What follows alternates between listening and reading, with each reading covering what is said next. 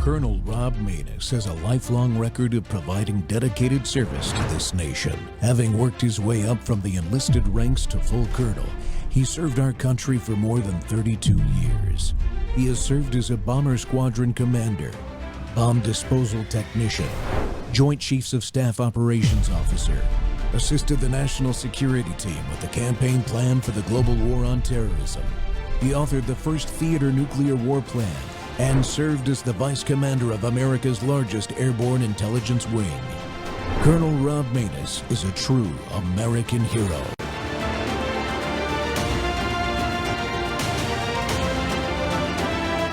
This is Rob Maness Live. More and more people around the world are asking for the same thing. They want a president like Javier Milei. For decades, the establishment convinced us that decline was inevitable. They told us that we had to settle for the injustice of social justice. But Javier Milei is the outsider who arrived to shatter the status quo. He came to change the way politics is done forever. The phenomenon is unstoppable. He chose not to wear masks and to always move forward with the truth. He chose the uncomfortable truth over the comfortable lie. He accepted the price of being attacked, knowing the ancient rule that no one is more hated than the man who speaks the truth that no one wants to hear. People no longer want politicians who follow focus groups. They want someone convinced of their ideas, someone with the courage to do what must be done, paying the price of having an entire system against him. Data killed the narrative. This is not just Argentine politics. It is proof that a nation can rise from the ashes when it dares to be free.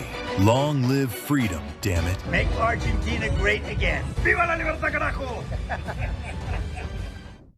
Welcome back to the Rob Maness Show. We're live on Worldview Tube and our X Spaces simulcast. Well, friends, the winds of liberty are blowing fiercely again, especially in the Americas. Americans chose Donald Trump and his brand of populism for a second time, and in countries like Argentina, citizens demanded leadership from this man, Javier Milei, to bring them back to freedom and prosperity. Milei is not just liberty-minded. He is as pure of a libertarian as we've seen elected in modern times, but different. What is that difference? He loves his country and its people with all of his heart, but he hates the country's government. He believes in creative destruction. And instead of talking the talk of libertarian principle, a problem with America's Libertarian Party that leads to electoral defeat time after time, Milei acts on his devotion to liberty, and the people of Argentina support it, forcing their government to change. And it works.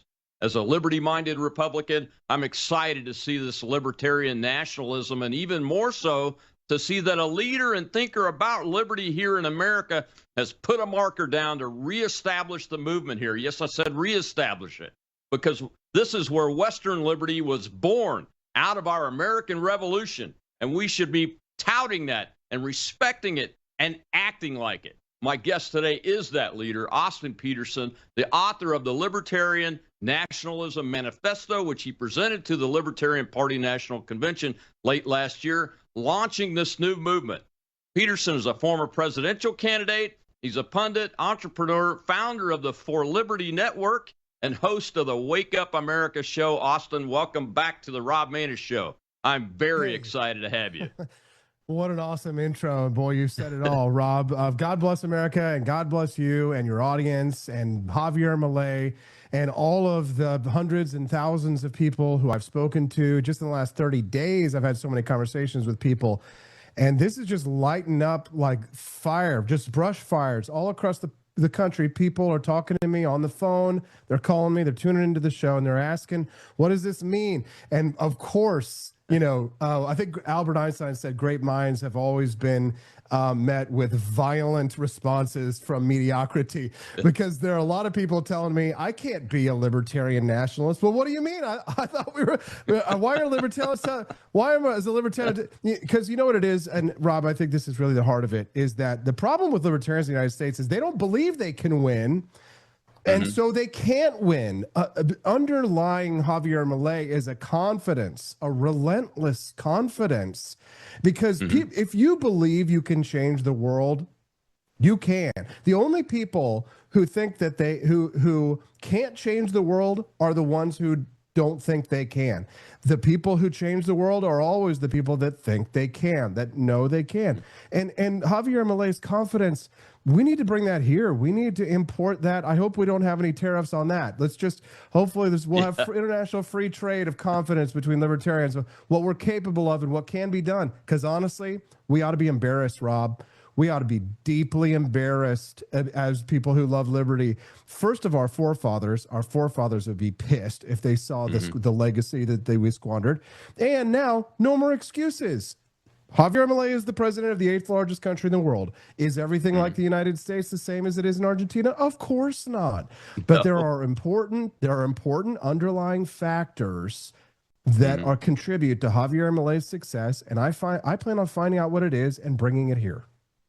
Yeah, how far have you dug into that? Because that's the exact question that I have in my mind is how much of his success that he's accomplished there, both with getting elected and governing, which I think has been exemplary in both of those categories. How much of that translates to the United States of America as it exists today? Well, it's a fair question. It's a fair question. And I mean, unfortunately, one of the things that makes me most jealous is that Javier Milei is himself an intellectual. So you're not kind of hoping for a politician where you kind of have to filter these ideas, where you kind of, as a grassroots, have to, through people power, find representatives. Milei very much is, to some extent, a moonshot in that he's an actual economist. So you're not trying to find, you know, somebody who is unfamiliar with the deep lore of liberty, as people like yourself and myself are. We're like the J.R.R. Tolkiens. We're reading the extended versions. We're watching the 4-hour Peter Jackson Lord of the Rings. We're deeply literate. He's literate. So we do struggle with that in the United States. And part of that is because, Rob, we've been so distracted by our enemies and the propaganda. I think American libertarians are uniquely susceptible to brain jamming and to brainwashing, because we're so skeptical, so much so that we actually become, if Lindsey Graham says it must be false, right? So we face some problems with critical errors in our critical thinking in the United States. So translating, you know, Javier Milei's Libertad Avanza success to the United States is a difficult task, but I do think I've nailed down, you know, certain key facts that we can say, compare. Yes, this will translate. Yes, this makes sense. Because honestly, they really are. I mean, even though they are a third world to some extent, they share a lot of similarities with the United States in their culture being European. There was a lot of immigration from Europe into Argentina. It has a strong Italian flair to it, right? It's something very unique. And it used to compete with the United States. In the early 1900s, Argentina and the United States were about parity on economy. And they let the fascist socialists, Perón, Juan and Evita Perón, and Kirchnerists over the decades, you know, destroy Argentine liberty. But they're the verge of a comeback, and they're not the only ones, Rob. We're tracking Chile. We're tracking movements in Chile. We're tracking Venezuela. Cuba could fall any day right now. There's I feel like I'm pulling my hair out. I talk to libertarians. I'm like, look at all these low-hanging fruit in front of us. Victories are ready to be had for the cause of liberty. And here in the United States, if we can just recognize them and just go out and start picking them up. Find people to go out and pick it up, Rob. Pick it up. Yeah, let's win. And Austin, exactly. Let's win. And your message is not to the Libertarian Party per se.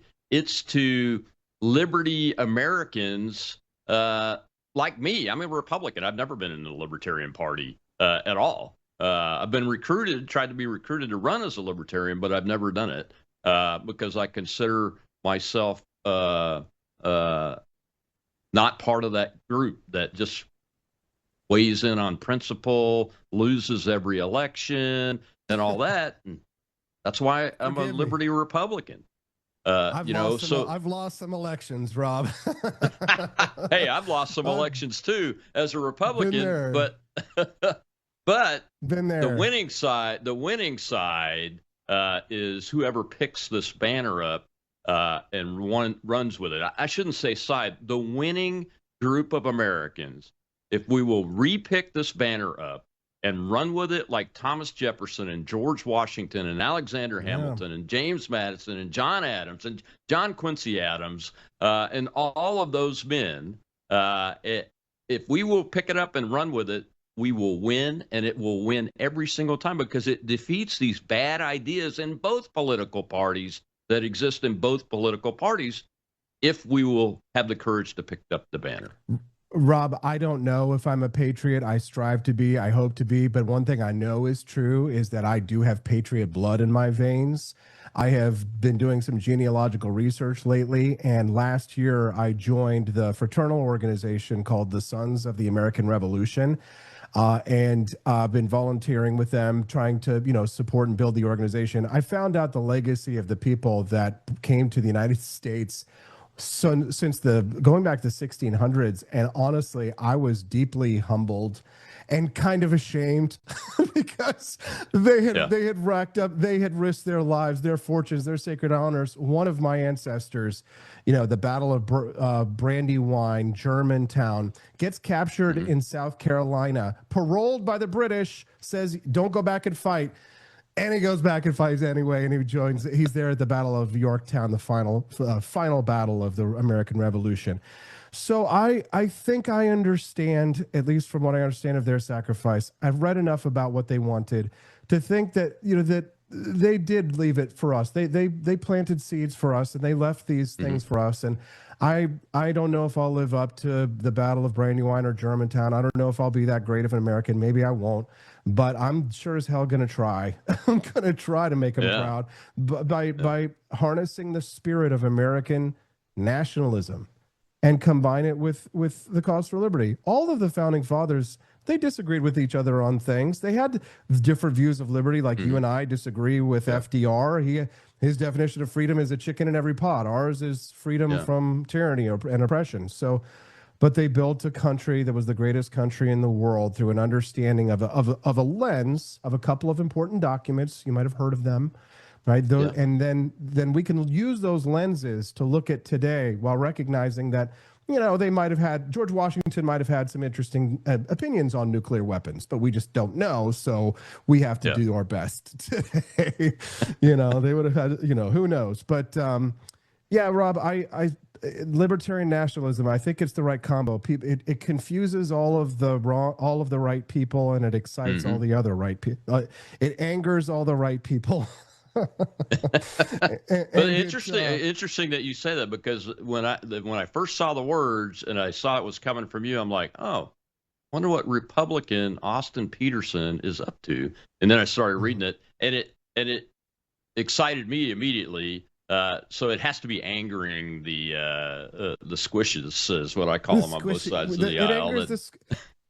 It angers the squishes, but here's the thing: I'm sick of alienating my fellow Americans who I agree with more than 80% on things. I have some deep, sincere criticisms of American conservatism, and that comes from my libertarian side, right? Its tendency towards authoritarianism in some ways, right? And it's lackadaisical fight against communism. I think Trump won in large part because he wasn't conservative, because conservatives have just been conserving what progressives believed 20 years ago. So that's a very harsh criticism of American conservatism. But I think Trump shows that that's how the Republican Party felt. And we elected Trump as MAGA, not as a conservative per se, but as a populist right winger, because he's the chemotherapy to a very sick system, to a very sick republic, that if we don't do this, if we don't fight for a libertarian nation, if we don't fight for what truly makes America great, what truly makes America exceptional, then we're going to lose it all. And I don't plan on just giving ground to violent, tyrannical, Che Guevara t-shirt wearing, capitalist hating, latte drinking, effete leftist, genderqueer Marxists, Rob. I don't plan on surrendering my country to those people.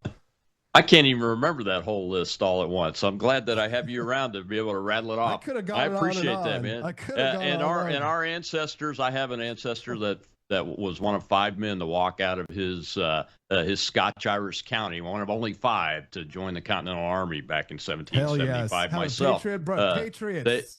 they believed what is in your manifesto and in this new movement. And I want to dive into the details of what it is and what it isn't in the next segment, Austin. We'll be right back with Austin Peterson.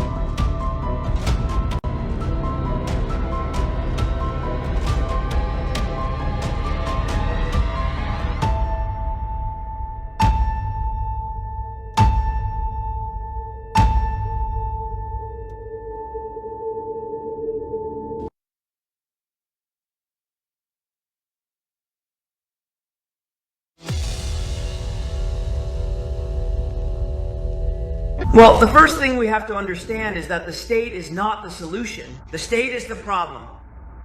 If you look here, you have the massive mess that is the state, the great racket, and the source of Argentine decadence, which is the state. This is the picture of the state we have today. If we move over to that board, Ministry of Tourism and Sports, out. Ministry of Culture, out. Ministry of Environment and Sustainable Development, out. Ministry of Women, Genders and Diversity, out. Ministry of Public Works, out. Even if you resist.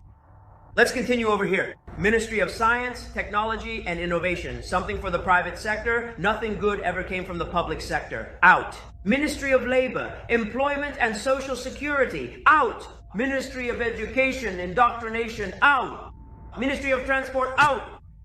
Ministry of Health, out. Ministry of Social Development, out. How does the state look at this situation, and what is its perspective on the matter? Ministry of Human Capital, Ministry of Infrastructure, Ministry of Economy, Ministry of Justice, Ministry of Security, Ministry of Defense, Ministry of Foreign Affairs, and Ministry of the Interior. The political racket is finally over now. Viva la libertad, carajo! It's over. The political racket is over under Javier Milei's Argentina government. He came in like a wrecking ball. That's what I call that video clip there. And my guest today is Austin Peterson, former presidential candidate, a leading thinker on liberty in the United States of America. And he has published the Liberty Nationalism Manifesto and launched a movement, a formal movement called Libertarian Nationalism late last year, and he's with me today. I love that clip, and I should, Austin, and I should tell people these clips of Javier in English come from an X account called Milei in English, I believe it is. Go check it out. Just search his name in English on X, and you'll find the account. They're great. So my question is, as we dive deeper, and think about what he was just doing there to the government of Argentina. What is the libertarian nationalism and what is it not? Do it. You lay it out very well in your manifesto. Thank you very much, Rob, and I appreciate this 2 back-to-back segments. You're a great American. Thank you for sharing your time and your audience with me. So libertarian nationalism is the idea that liberty is at the center of the American experiment, that if you don't believe in liberty, you're probably not an American. Statue of Liberty, liberty has got to be at the center of whatever it is. If you're an immigrant and you manage to become an American citizen, you're coming here because of liberty. So we put liberty at the core of American life. However, it's like Somebody said it to me earlier. It's like drinking tea without a teacup. Liberty is the tea, but what is the cup? The nation is the cup. And that isn't to say necessarily this government as it is currently stated or formulated, but the concept of a nation itself. If you're not an anarchist and you do believe in the concept of a nation state, then a nation state has borders. It has defined geographical areas. This is what every conflict from beginning of civilization, tends to be about, is about the lines of that nation and where it exists. Some nations have grown, some have expanded. Nations that don't expand tend to shrink, right? You tend to either go one way or another. And so nationalism, my libertarian nationalism, takes the principles of Javier Milei, that is a winning form of libertarianism. Mileism is sort of tactics and messaging and strategy, whereas my American libertarian nationalism takes the tactics and strategy and welds onto it a fiercely devoted to the American experiment and American ideals, my form of libertarianism, such that, there's been a sort of, I think I'd call it embrace of nihilism, especially among young people today. And even on the right, it's actually, I think, especially bad on the right. I think, the left is lost to many other demons, nihilism being one of them. But with the nihilism on the right, there's again a lack of fundamental belief that America things can change for the better. That's why you see some Republicans, some people are attacking Trump who are like, oh well, I'm a former Trump supporter, I support him beginning. Well, it's because they've gone black pilled. They're nihilists. They don't believe in that we can win, so they actually cheer for us to lose. Many libertarians cheer for us to lose for the same reason. They think, they're so demoralized, Rob. They're so demoralized that they think that they actually believe America is the oppressor, that America is the bad guy, that they take that many people, even on the right, have started to adopt a view of the United States and Israel, but we can get to that in a moment. Adopt the United States as if the United States is the oppressor. In other words, some are adopting a woke, critical theory version of American histories. So while they aren't the type of people on the left who believe in critical theory who would tear down statues, nonetheless, they commit what I call a cultural vandalism of the culture of the United States. And they say things like Winston Churchill was the great villain of World War II. We hear that from some on the right now. Yeah. That Hitler had a few good points, and that if Hitler had won, that we wouldn't have drag queen story hours. Well, that's nihilism. That's the nihilism talking. Those are the people who don't really believe in anything. They just want to see us fail. If you believe that the United States was wrong in World War II, if you wanted us to fail in World War II, I'm sorry, you're not on our side. You can't really be an American and believe that the United States should have suffered subjugation at the hands of theocratic imperial Japanese or what Luciferian / pagan Nazi homos dressed up in leather to the nines and having Knights of the Round Table gay weird sex at Wewelsburg Castle during World War II. Is that what America first means? I don't think so. It's not Sig Heil, and it's not Sig gender queer mark. It's not Sig Che Guevara. Americanism is a unique individualist philosophy. What makes America exceptional and what makes American nationalism different from German nationalism or different from even Argentine nationalism is the intrinsic nature of liberty to the American experiment. And so that's why I'm a libertarian nationalist. So libertarian nationalism is pro-liberty, pro-America. That's it. Pro-liberty, pro-America. How's that?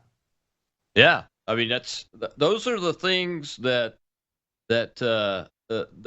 I think about when I think about the founders and the people that brought us this country, at least all the way up through the war between the states in the 1860s, before this very far turn to progressivism, what I would call progressive liberalism. We'll have a Lincoln debate here soon enough, Rob. Johnny Reb. No, we don't want to have a Lincoln debate because I think the people that chose the secession thing wouldn't have chose the secession thing had this banner been more successfully carried throughout the country's history. Well, quite honestly, I don't think they would have ever made that choice. Rob, I don't want to have a Lincoln debate because I don't want any more conservative Republicans getting shot. Okay. We're laughing about it, but that's a serious comment, Austin. We don't want that. There's no need for that. So fight. Yeah, if we have libertarian nationalism and we can get more people to look at this and understand it, that becomes so unnecessary to even think about that the future becomes positive. And that's why I think you're on the right track, man. You're on the right track. That's why I wanted to get you on. So can I ask a favor, Rob? Sure. Would you allow me to just ask your audience if anybody who hears this and is stirred and can hear the bald eagles screaming in the background and is ready to get involved, please just reach out to me personally and directly. I will hop on the phone with anybody, any patriot who wants to talk about American freedom. Just hop on the phone with me and send me a DM and say, Austin, I want to talk about libertarian nationalism. I'll answer any questions anybody has. They can DM me on my X account at AP4Liberty or reach out through the website that they pull up for me. Thank you for that opportunity. So I am committed. I'll spend all year, if I have to, building this army. And all I need is 800 people. You'd be surprised at how small a group you need in order to really affect change in this country, Rob. But if I can find 800 people to sign up to be Peterson's Patriots with me, and if I find 800 people who are doing that, I will go from a cult movement to mainstream movement. Just 800 people can affect huge change, even in a country as big as the United States. You should have 8,000 because this is not a cult movement. This is actually the middle of the stream for Americans. That's what's different about our country is that this concept. I mean, I'm going to read this list off, and I'm not going to say the name of this, but it stands for order, prosperity, family, merit, and the nation. Yeah. If you read that list off to a conservative Republican, that's what they believe in. Yeah. If you read that list off to a center-left Democrat, that what we used to call a blue dog Democrat, that's really what they believe in. To some extent, right? But not people who don't believe in civilization, or maybe people who reject the idea of a social concept entirely, right? Mm-hmm. If you're an anarchist, for example, you believe in no government, then you'll make the argument that this is a form of statism that I'm advocating for, which I do not deny. But it's important to acknowledge that. I want to be honest with them. I'm closer to an anarchist than I am a Nazi or a communist, right? But I believe in a limited government, small enough to drown in a bathtub, as Grover Norquist says. But the concept of libertarian nationalism is it's not just about the philosophy, but it's also about the tactics to defend the liberty. It's about how we can regift. And most people don't like regifting, but if I can regift the legacy that my founding father ancestor, my patriot ancestor gave, if I can regift that freedom to my kids, because I have a future. When we talk about family, we're talking about the future. My child is my future. I'm thinking about my grandchildren and my children. I'm going to try and plant seeds that will grow into liberty trees, and under whose shade I will not sit, but my children, my grandchildren, my great-grandchildren, and I'm pledging my life, my fortune, my sacred honor. I'm staking it all on this whole enterprise, Rob. I've burned my boats, and I'm sailing for the coast, and I'm going to invade, and I'm going to make these ideas win by hook or by crook. It'll break me, or I'll win. Well, you have a lot of support already. I mean, you describe my worldview when I read the document. That's why I call myself a liberty Republican. Because when I think about my ancestor in the past and why he did what he did to join the Continental Army, those were the messages he was responding to, from the liberty messages from their pulpits, from the people like Thomas Paine, from the Continental Congress and all of their leaders down to the level on the ground in the community. We're talking about this subject. And if you can't sign up to Libertarian Nationalism, that's what the things I read off is what Austin put in his manifesto. It said, this is what Libertarian Nationalism stands for: order, prosperity, family, merit, and nation. That is what I have run for office on over and over again. And so have you, really. And that should and will be and is really the winning ideas for America. And we're different. Now, I got to take another break. Will you stay with me for a little while longer? Because this is an important subject. Happy to do it. All right. We'll be right back.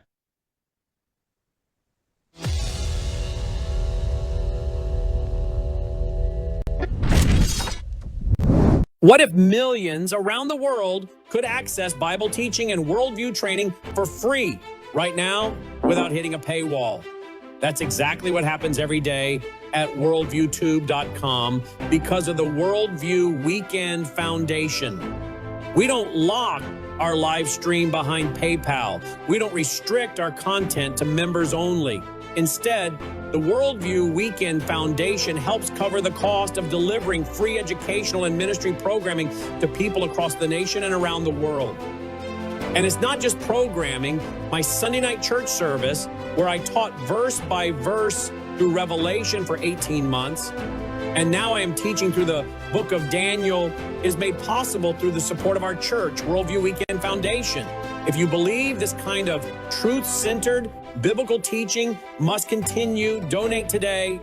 Go now to worldviewfoundation.com.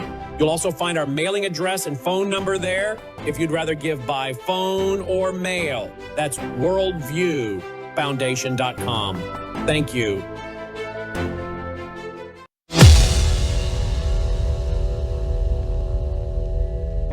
For some time now, and for some strange reason, the West began to turn its back on the ideas of liberty.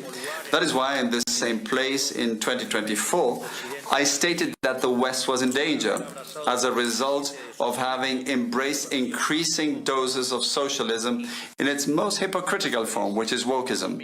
In turn, in 2025, I explained the mental parasites sown by the left in humanity. However, 2026 is the year in which I bring you good news. The world has begun to awaken. The best proof of this is what is happening in the Americas with the rebirth of the ideas of liberty. Therefore, the Americas will be the beacon of light that will once again illuminate the entire West, thereby repaying the civilizational debt with expressions of gratitude towards the foundations in Greek philosophy, Roman law, and Judeo-Christian values. We have a better future ahead, but that better future exists only if we return to the roots of the West, which means returning through the ideas of liberty. May God bless the West, may the forces of heaven be with us, and long live freedom, damn it. Thank you very much. Welcome back to the Rob Maness Show. We're live on Worldview Tube and our X Spaces simulcast. And folks, we are having some technical difficulty with our video stream on X for some reason. The last couple of days, it's still not working. You can go find it on Rumble, on my webpage at robmaness.com, on the YouTube channels too. Just search the Rob Maness Show and you'll find it if you want to watch the video live. And of course, our audio simulcast space is running and with a live audience here. My guest today is Austin Peterson. We're talking about Libertarian nationalism and how he laid out what it is and what it is not based on Mr. Milei. That was a Truth Social post shared by President Donald Trump that you just heard there, Milei talking over at the globalist party over there back in January of this year. And that's why that's important. And Austin Peterson's my guest today, the man that wrote the manifesto on Libertarian nationalism and has launched a formal movement now to bring America back to the banner of liberty. That, you know, when I fly an extra flag on my flagpole that's holding my 5-foot by 8-foot Betsy Ross flag right now in honor of the 250th birthday of the Declaration of Independence, I fly a Gadsden flag, or I fly an Appeal to Heaven flag, because those are flags of liberty. They are the banners of liberty, literally, or join or die. I managed to get my hands on one of those too, flag. That's what I fly. And Austin Peterson lays out in this document that you can find at the, let me get the website right. It's the 4 Liberty, number 4 Liberty Network. At the website, you can find it and read it because it's very important. And Austin, welcome back. I love that. I love that Trump shared that, but I love the words that Milei was saying on that post more than anything I have heard in my lifetime from an elected government official anywhere in the world. That was amazing, and he's exactly right. And you lay out a libertarian nationalist code in the manifesto, and we won't go through it all, but the very first one is liberty rooted in moral strength, not indulgement, followed by a nation bound by shared ideals, not tribal division. That's what Milei was just talking about. Exactly. You have a nation state that has a government. You have to acknowledge that. And the love of that nation follows that you want that government to do the best that it's supposed to do, which is govern in the right things. Exactly. I want the government to be limited to certain roles that it is supposed to do. I mean, if most of the people out there who are intellectuals in modern public life probably are not smarter than Milton Friedman was. And he really narrowed it down and said, you know, I'm in favor of a limited government, and it's important to do things like enforce contracts. It's important to do things like have a military and a national security and a national defense. Don't let that national defense crowd out all of the every aspect of life, right? There's more to life than just your security. Everybody needs a guard dog, but it's not a doghouse we all live in, right? To some extent, the culture of the citizens of the United States, the free experimentation of the people of the United States is to embrace what is the highest and best order of use of human time. Now, I don't want a peaceful life necessarily. I've chosen a life of battle. You have chosen a professional life of battle. Congrats, and thank you for your service, Colonel. But most people, they're not really cut out for this. They're not really cut out for the front lines. They're not all political activists or things like that.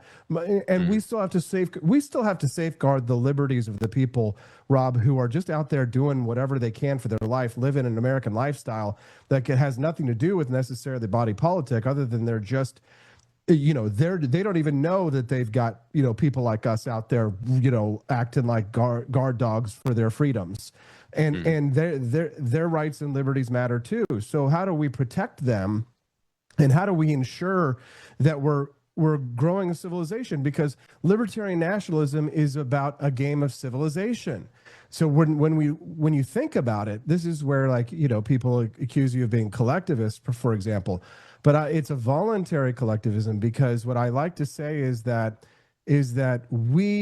civilization is a team sport. And so you need to be able to have a culture and a civilization that can work with others, that can build and grow and work with all of the disparate, like even sometimes contradictory or conflicting issues that may arise within our American Republic.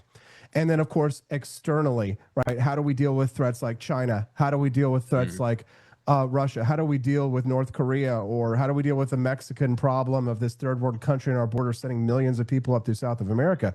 So these kinds of questions, these are questions for government. These are questions the government solve. Not everything is solved by market. Not everything is a transaction. Not everything is for sale, right? Which is not to say that we shouldn't even consider privatizing a lot of the things, or even testing privatization of things that some people think is government. I'm willing to experiment.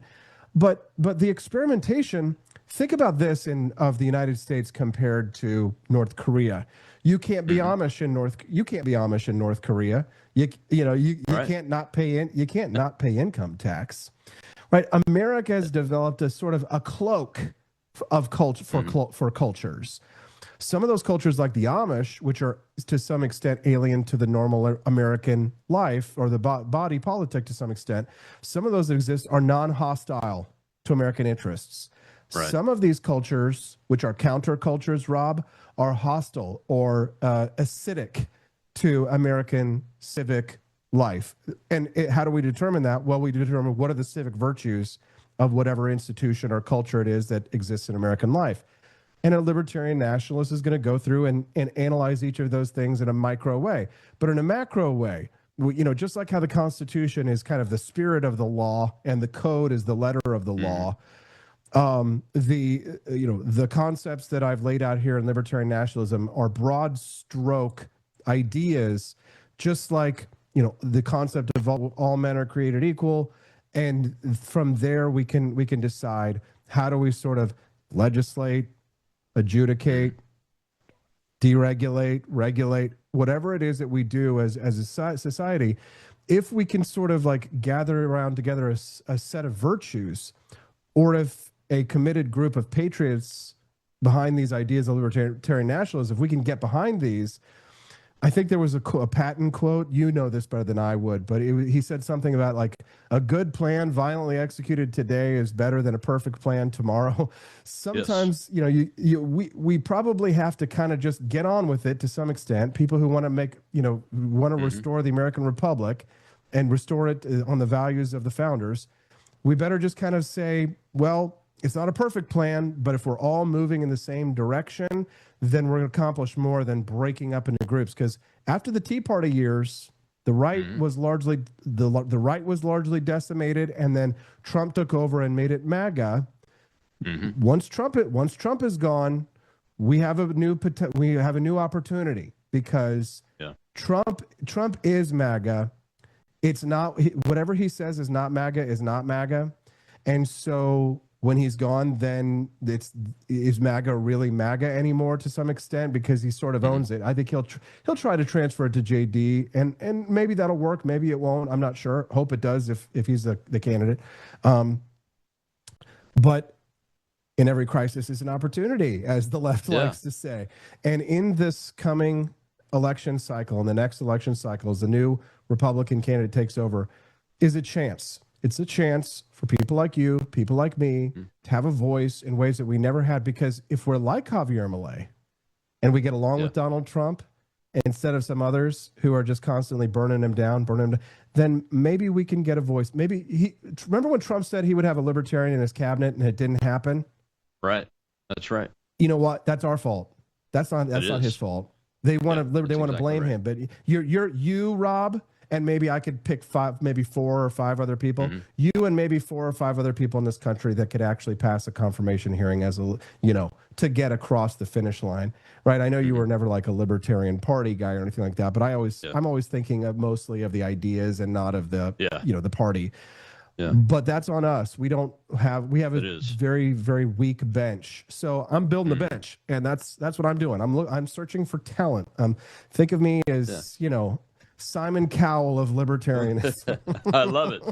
And one of the interesting things you write about and have spoken about is we don't reject Donald Trump's populism or MAGA. Right. We embrace it, actually. And there's and the reason I used that clip at the beginning is because it's Trump and Milei together, and you write about that them combined, their ideas combined and their philosophies combined really are what become libertarian nationalism, because MAGA is on the patriotism, love of country side. Although I personally think Donald Trump's got some liberty streaks in him that we see on occasion.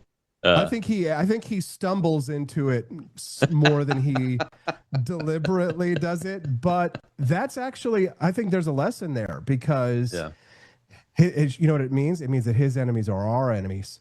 It means that the enemies of liberty, who are the dedicated, know exactly what we're talking. The progressives, can you imagine what it must have felt like being inside the room of some of these lefty think tanks when, was it a couple of days ago that Trump eliminated a rule for the EPA that had declared carbon as like harmful, and it's like $1 trillion regulation. It's like I think one of our secretaries, and I'm sorry, I can't remember his name for the life of me, but had said this is the largest deregulation in American history. $1 trillion regulation overturned by Trump. And do I think that he thinks that global warming is a hoax and a scam? Yes. Do I think do I agree with him? Yes. Is he right about that? Absolutely. So there's one of those things where he's deliberately right. He knows what he's doing. He's making the right decision. But like nominating Neil Gorsuch to the Supreme Court, I think that, he might have accidented that one because Mitch McConnell gave him a list of good names.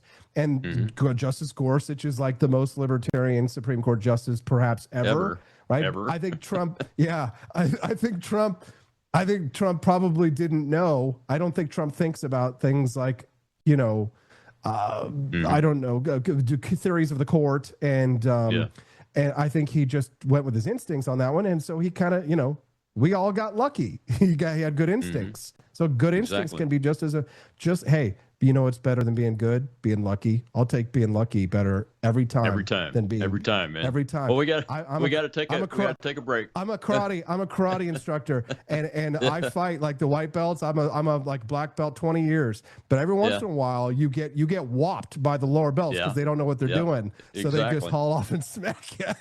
Same thing happens to our armed forces. Our American Air Force got its butt kicked by the Indian Air Force years ago in an air-to-air combat exercise, and they weren't expecting it. Happens all the time.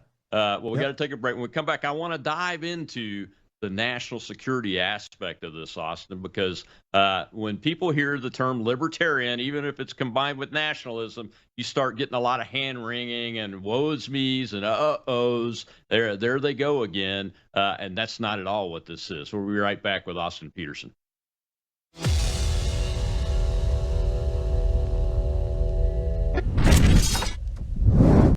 Hello, I'm Brandon House. Would you like to gain access to over 20 years of my radio shows, TV shows, my books? I've written 15 books, and most of those books are ebooks now. And we have conference DVDs, conferences where we filmed our conferences at the Ozarks, literally starting 20 years ago. It's all available in our archived vault. All you have to do is go to worldviewtube.com/vault, worldviewtube.com/vault, and for a reasonable monthly fee, you gain access to over 20 years of Christian worldview programming, news, information, books, documentaries, and a powerful search engine.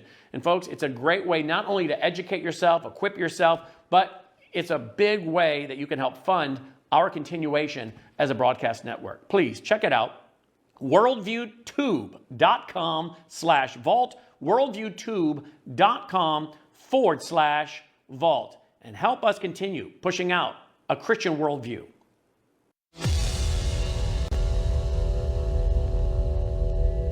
And the great anvil that appears as a common denominator in the countries and institutions that are failing is the mental virus of woke ideology.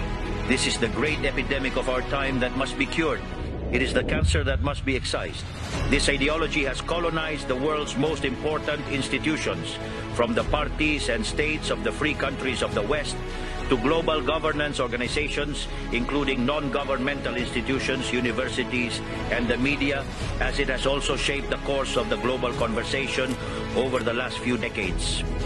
Until we remove this aberrant ideology from our culture, our institutions, and our laws, Western civilization and even the human species will not succeed in returning to the path of progress that our pioneering spirit demands.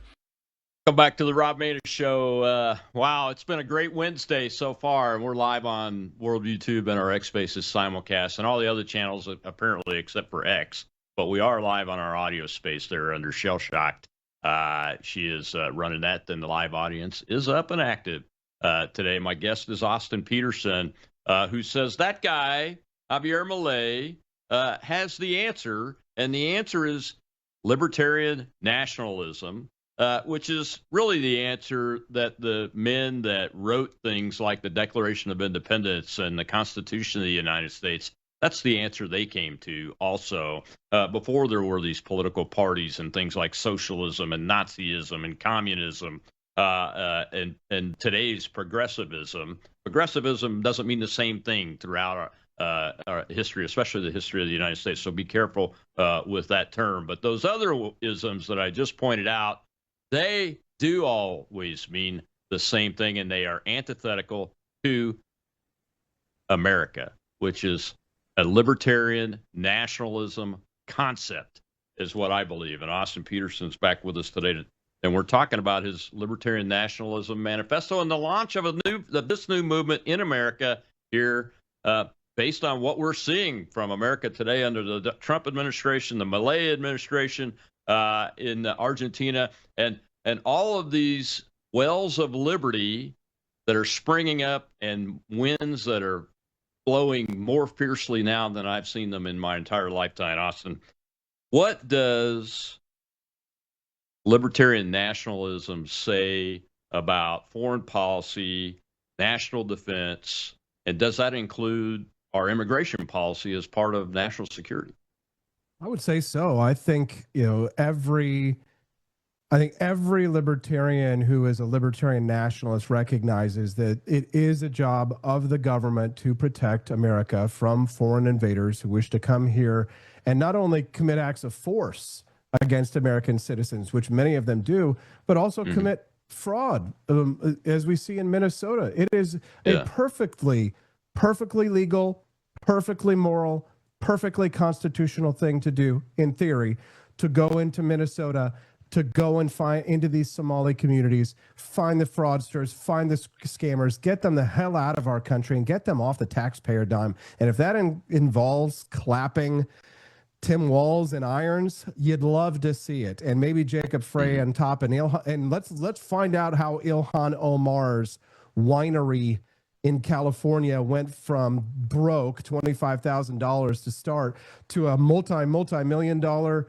winery with they don't sell wine on their website. No product. I looked it up. There's no product. Yeah, we're going to go after the fraud, and we're going to find the fraudsters. And if you lied on your immigration application, by the way, you're going to get deported too. I don't care if you're a congressman. I don't care if you're Gene Wu from Texas and you were born in China and you came to the United States and you lied on your application form and you're saying you're going to create some kind of racial revolution and stirring up race riots and against American ideals and interests and principles of liberty. You're gone. You're out. Get out. That's great. Yeah. If you don't believe in liberty, you lied. Get out. Get out. So anyways, and to be fair and to be honest, a lot of good immigrants do come to the United States. Elon Musk is a gall darn American hero. He's the Edison of our time. You need to be able to get your Albert Einsteins. I mean, Elon Musk isn't taking any jobs from anyone. He's creating jobs. So that's a different story. But we are able to have those conversations. We got to stop being when people call you a racist, because they will, you're just going to have to say, okay, next insult. Do you have an argument? Right? You not freak out and not, we also need to get rid of the tyranny of HR departments in our corporations, but we could talk about that a little later. From a national security perspective, from a national defense, not just related to border security, I have been what I call non-interventionist in the past, and I will say I think I was wrong, and I think I've changed my mind. I've changed my mind on some things, and I've changed my mind because they aren't going to leave us alone. The people who want to be left alone will always lose to the people who don't want to be left alone. So the people who want to be left alone have to fight to be left alone. Unfortunately, I wish that I could just live in peace. It's like, what did General James Mattis say? I think he said, I come in peace. I didn't bring artillery, but I'm begging you with tears in my eyes. If you mess with me, I will kill you all. Exactly. So yeah, don't tread on me. Gadsden flag. The snake has teeth, right?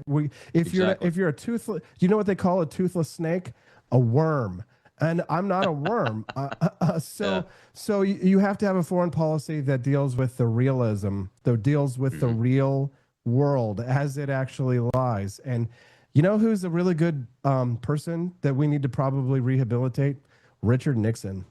Funnily enough, we allowed the left to completely destroy his legacy, to make him a punchline, and to write him out of the history books to some extent.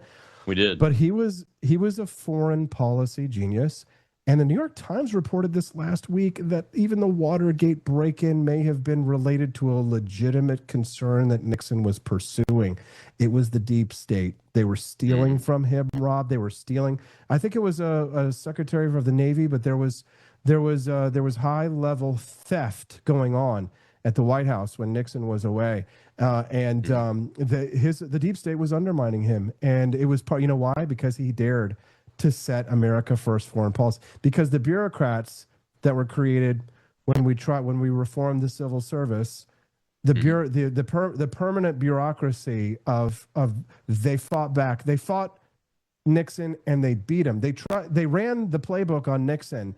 They ran the playbook on Trump that they did on Nixon, but Trump didn't back down. And that's what it's going to have to be. Whether they're calling us a racist, whether they're calling it, whether people call you neocon, warmonger, whatever it may be, we just have to put on the armor of God.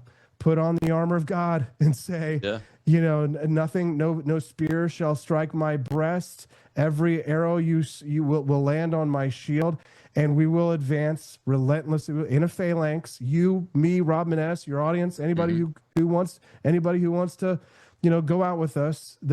Greek hoplite farmers kept their shields above their fireplaces, and they were landowners, and they weren't taxed, and they fought their own defense against invaders. We can do it too.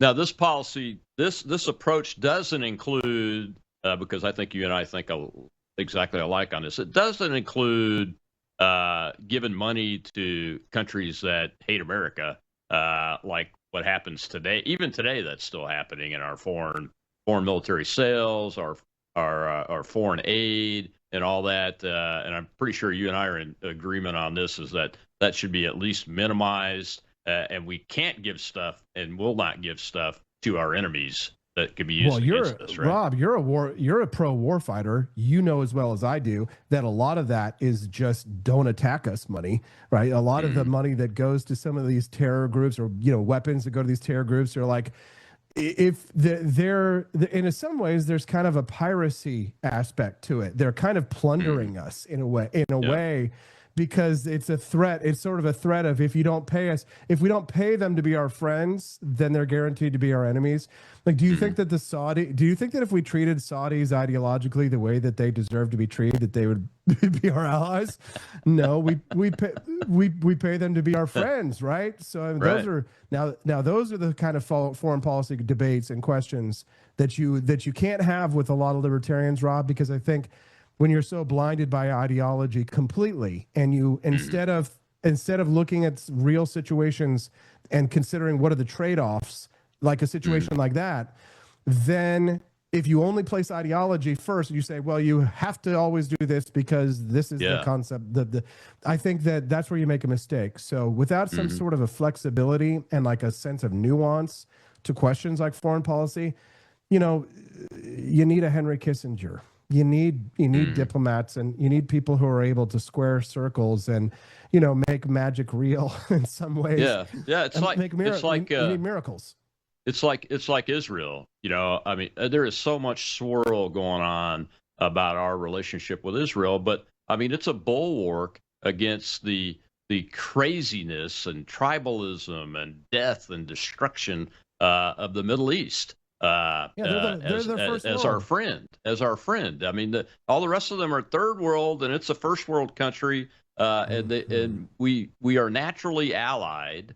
I don't have a problem with being allies with them. Now, do I want to give them stuff? I don't think we need to give them stuff, but we surely should sell them stuff and support them when they're attacked, just like they would support us and have supported us when we were attacked, shouldn't we? Yes. Here's the thing. We have allowed ourselves, especially since the 60s and 70s, to sort of be morally blackmailed about the third world and to how we look at the third world. There's been a million, AIDS concerts in Africa meant to, lobotomize the American people into thinking that these people are victims of circumstances outside of their own understandings or capabilities.